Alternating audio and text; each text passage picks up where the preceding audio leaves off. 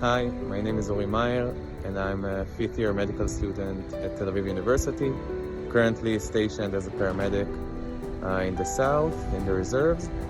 These are complex times, but at times like this, it's good to know that we are not alone.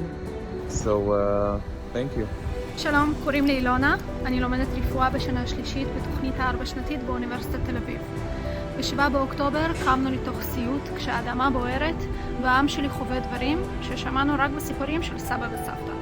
מרגע פרוץ המלחמה גויסתי למילואים. אין לי ספק שננצח במלחמה הזו, זו מלחמה על הבית ואנחנו ננצח. Hello, my name is Peter Pesov. I'm a PhD student at Tel Aviv University in Israel. This last week was absolutely tragic and devastating. My condolences to all families that were affected by the terrorist attacks. The university has been very supportive for all of us, and I know that Israel is going to prevail. Hey, my name is Nathaniel, and I'm studying law at Tel Aviv University. I am a firefighter. We are strong and united. We will win this war. Thank you for supporting us. It's mean so much. Am Israel Chai.